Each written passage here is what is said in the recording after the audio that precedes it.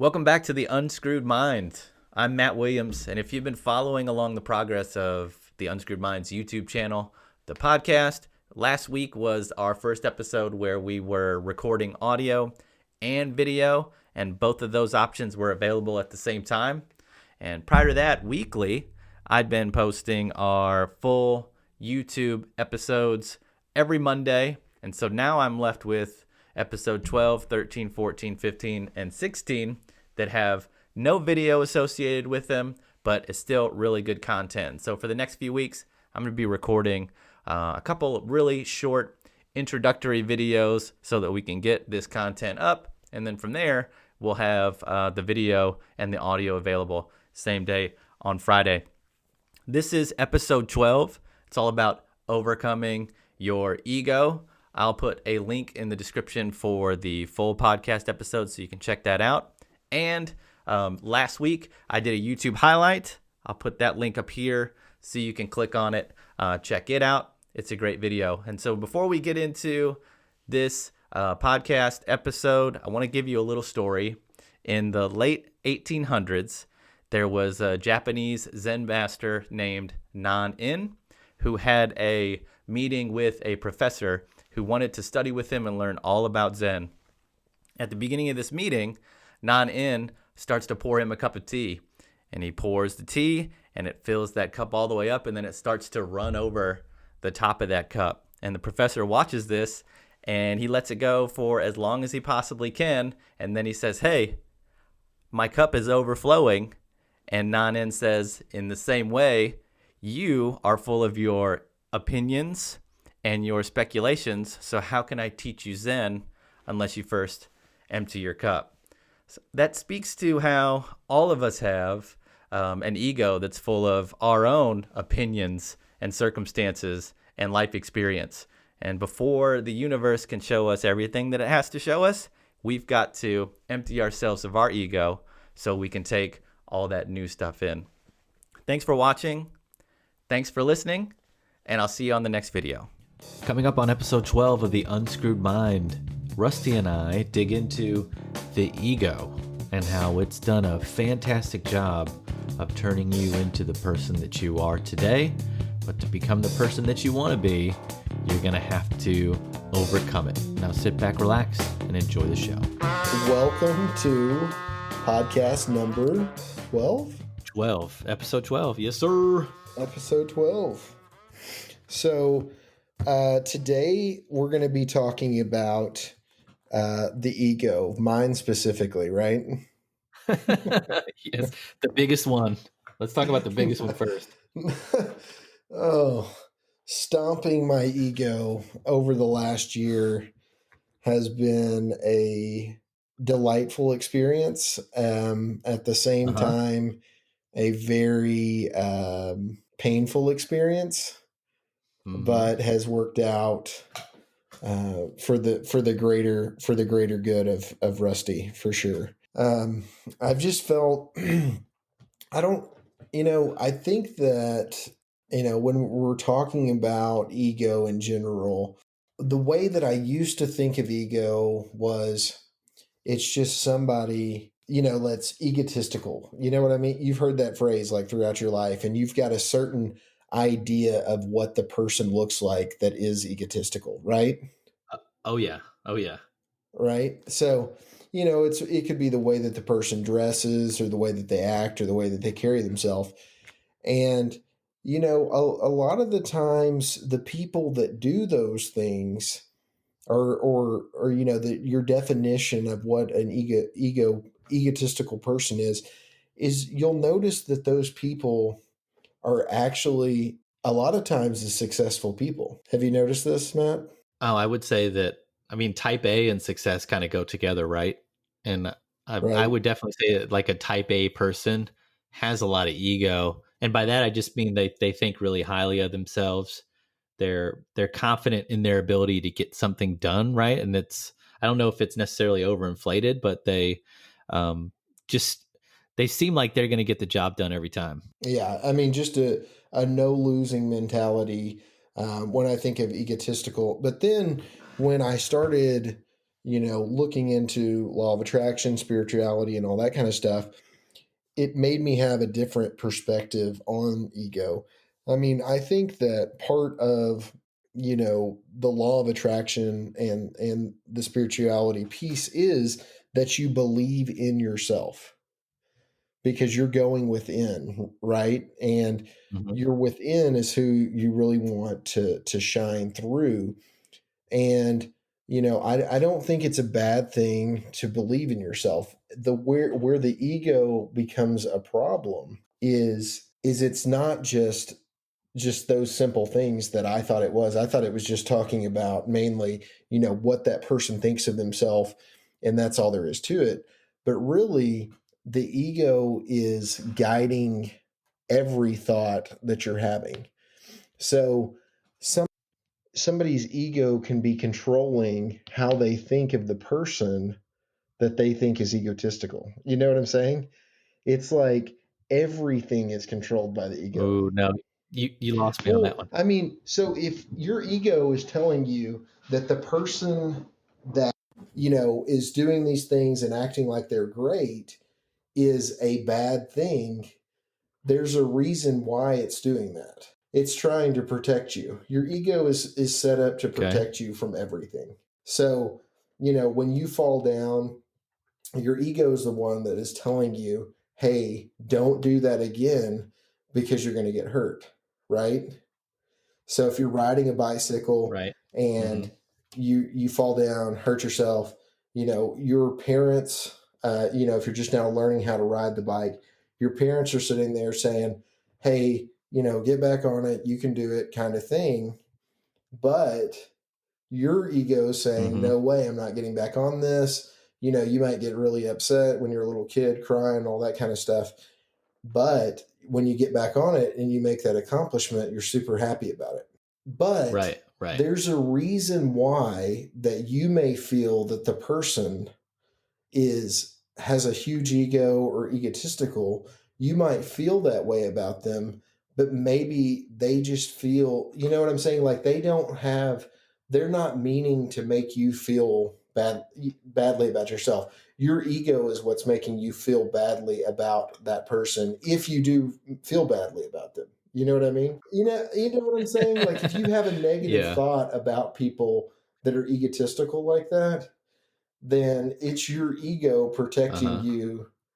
I I don't know. It may be I'm explaining it bad, but I'm just saying the ego is set up to protect you. And if you don't like people like that, or if you're put off by people like that, it's because of something that's happened in your past to shape that. And the ego, So that's your ego trying to make you feel better about yourself by saying that that person who has is more successful or has more ego, by saying that they must be doing something the wrong way, or they must be sacrificing something somewhere else to get where they're at, and so yeah, that makes you feel better yeah, about that's how, I where mean, you're that's at. how I think of it. And in all of the different books and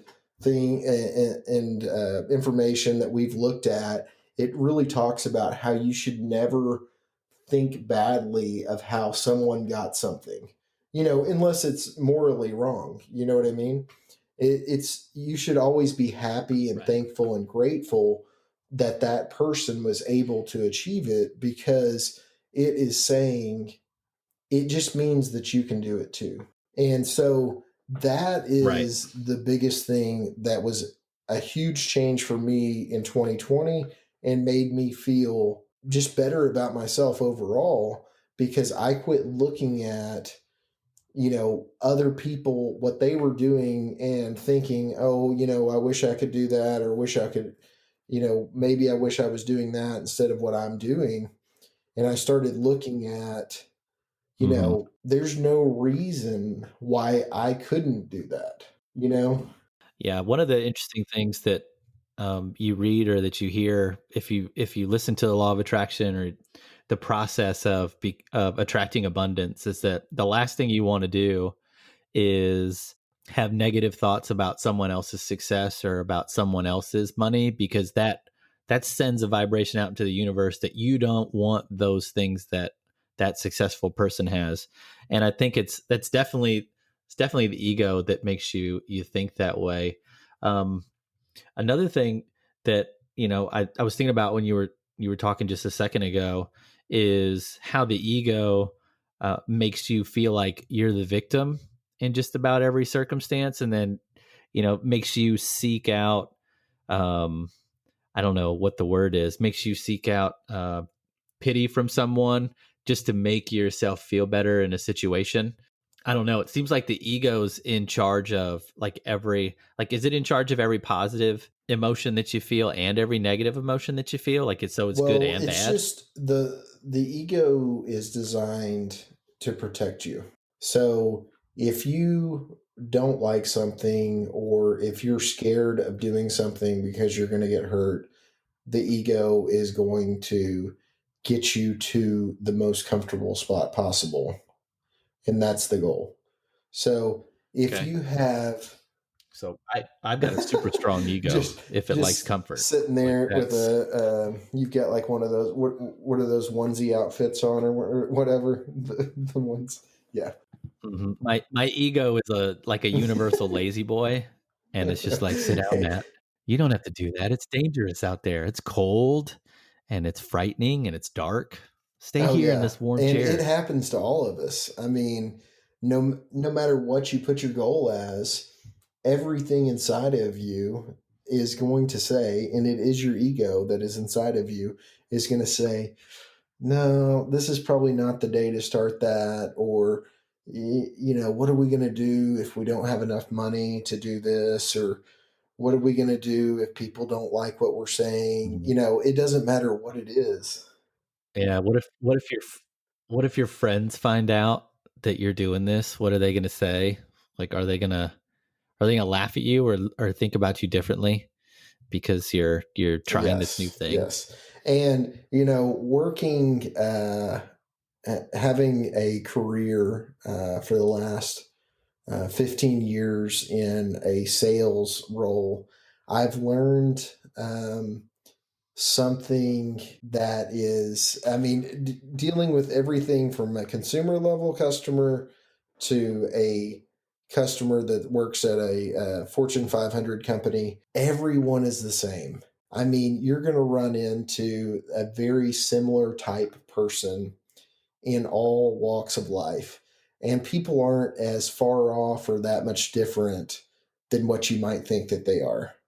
When you meet somebody that's running Hmm. a major corporation, they're normally just as normal as somebody that's just coming in to, you know, buy groceries at the grocery store. You know what I mean? Like the distinguishment between the two people is not that far. And that's something that I think that all of us let our ego tell us, is there's something special about somebody else that you don't possess.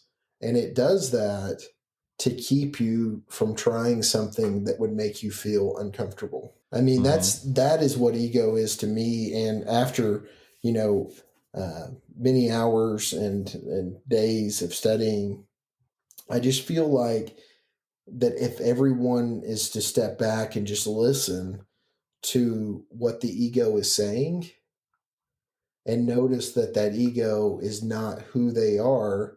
It's just something that's set in place to protect you. And look at it from the perspective of when you're little, you fall down and you're like, okay, I don't want to fall down, so I'm going to try harder to walk, you know? And so you start to, Yeah. it's just a protection mechanism. And when you're learning to drive, you get scared when you give it too much gas or come to a stop too quickly. You start to train yourself to do things. And once you've trained them, it's just kind of like auto drive, or, autopilot. Yeah. So, Yeah. That's why it's so hard to break out of the life that you have now or make significant changes because you have to overcome that safety mechanism. And I think the question I've had listening to you talk about this is, and I mean, I don't know this, and maybe I've read it at some point, it's just not in my head right now, but I think for the purposes of discussion it's a good question. How do you overcome the ego? Like, let's say that there's something that I want to change in my life and I want to do it right away, but I'm going to have to get uncomfortable. Like, how do I go about getting uncomfortable and pushing through that safety mechanism? Like, is there like a 5-step program, 3-step? Is it just kind of one thing, but you have to do it on repeat? Like, what's the secret? The real secret to everything is taking the first step, and not only that, but Right. realizing that you are not what you're hearing in your head, and Mm-hmm. that's why meditation just is so key, to really helping you realize what you are and what you aren't, and you're either listening and acting on the thoughts that pop into your head, or you're just listening to them. And once you're able to distinguish, which one is the ego talking versus, um, your higher self speaking to you, because those are two separate things, and everything that you want can be yours, but you have to be able to be willing to get uncomfortable to make that your new comfortable. And just Mm-hmm. like Yeah. this podcast, I mean, how many weeks or months did it take for us to start recording this podcast? I don't know. It was probably, I mean, we talked about it for a year or No. two. And then I would say Well, significant. wait. You're Yeah, talking dude. about. You're Like, talking about. We talked about it without knowing what kind of content that we would be talking about. we talked about wanting to do like Oh some sort yeah, of show, whether it was a YouTube channel, whether it was something. So I mean, I consider that planning that yes, led to this. But I think from a we should do a podcast perspective. I think it was probably 5 or 6 yeah, months that we talked about it. yeah. Wouldn't you say? And then um, that led to like a bunch of research and trying to figure out how to do it when you're in two separate parts of the country, and like how do you put those two things together, and then who hosts it, right? And then how do you promote it? Like there was a lot. And then I think the biggest barrier was like, are we going to sound okay, right? Are we just going to sound like a couple idiots on the microphone, and are we okay with someone thinking that? Like, how do Yeah. you, I don't know. And still I I'm mean, still scared. did you I'm just still sit there petrified and give us, of, is your ego just speaking to us right now, or what are you trying to tell us?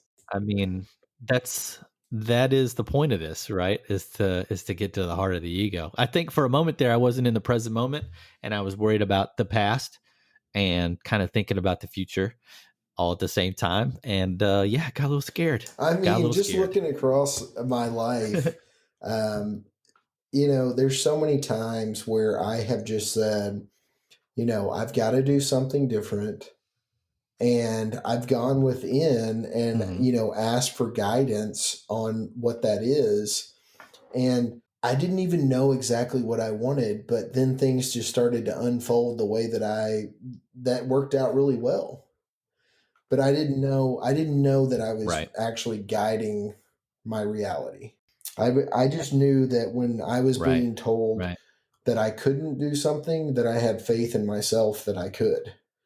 And I think that has really, Hmm. I think that shaped my life, and I think that shapes everybody's life. I mean, I think that you, have definitely, done a ton of things that you felt uncomfortable with to begin with, but then it just became second nature to you. Sure. And I think it's something that's just ingrained in us, and it's normal.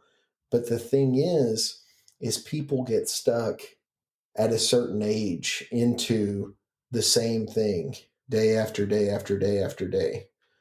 And you will see people Right. literally walking into jobs that they hate, or being with somebody that they don't like for years and years and years, and they're complaining about that person, or they're complaining about that job, and they have not even taken the first step in any direction but the exact same one as they did the day before. But isn't their ego at that point just happy complaining about the situation that they're not willing to change, right? Doesn't that You become part know, of the is that ego where is you're that like the victim and you're never happy and you're always sad and like that's part of it you too, know, isn't it? is ego your paradigm? Ooh, it's pretty tight. Like I don't know. Like my favorite part about the ego now is, and this is something that I used to do all the time, right? It's like at, like if let's say it's a Sunday and I'm cleaning up around the house, and um I was going to get really personal, but I'm not going to. But let's say I'm picking stuff up around the house, and like let's say I'm the only one doing it. After a while, my ego starts to get into what I'm doing, and it's like, hey man, you're doing all this cleaning, and you always do all this cleaning, and no one's helping you, man. That ain't right. And my ego, like I didn't understand like how to control it or stop it, and it would just turn me into a lunatic by the end of the day because for some reason I feel like I needed validation for all this work I was doing for the family. And now I hear that voice in my head and I'm like, "Oh no. We're not doing that today, Matt." Like I'm not letting this get out of control because it's a silly emotion and it's not worth any time or energy being spent on it, and I can push that silly voice down and just be me. I feel like that's my higher self keeping my ego in check. Am I Oh yeah, no, crazy? Does that's that a make great sense? example. I mean, it's so funny that we will let our ego tell us that somebody else should be doing something because we're doing something, or if we're not doing it, Yeah. that they should be doing it. It goes hmm both ways, hmm but it sounds like that you should definitely look into somebody helping you clean the house. The thing is, like, people do help, but in that No, moment, no, I'm not talking about people oh from your God, I hope family. Carrie don't listen. Just the main things that you can do to start realizing your ego is it definitely goes multiple ways here. Write down what you think about yourself. And I think this is a takeaway for life period, and for spiritual awakeness, for hmm law of attraction, for everything, is writing down what you think about yourself. And we've mentioned this before. You need to write down what you think in detail, take that sheet of paper, set it to the side, and then do it again. Because the first time, your ego lets you write down things that you don't really believe. And hmm once you're able to identify that that is happening, then you're able to move forward with what you really would like, to be able to say about yourself. And that is, I mean, that's the starting point for everything, really, is identification of who That's a you great are, exercise. Yep. and then the exercise of who you would want to be. And I know that we've mentioned this like 90 times, but you can't hear it enough, because I promise you, my entire life, somebody could have told me this every year of my life up until last year, and I would have just been like, "Oh, okay," in one ear out the other. And maybe is that the hmm ego right there saying, "Oh no, they don't know what they're talking about," you know? Yeah. I don't need anything you got to say, brother. I got it all Yes, figured out. because part of it is a little bit true, because you're on your own. You have your own set of goals and you're moving towards your own destiny, and you thinking that their destiny has anything to do with yours is a problem. So there's just Right. so many different directions to look at it, but I really think that just people sitting back, looking at who they are, looking at who they would want to be, and seeing where those two things line up, and then becoming appreciative of what everyone else has been able to do, because they are reflections of you. Become a part of the Unscrewed Mind by following us on Twitter, Instagram, and YouTube at Unscrewed Mind. Also, feel free to email Rusty and I. Our address is unscrewedmind@gmail.com. Tell us what you thought of the show, pitch a subject for a future show, or just say hi. And until next time, Stay grateful.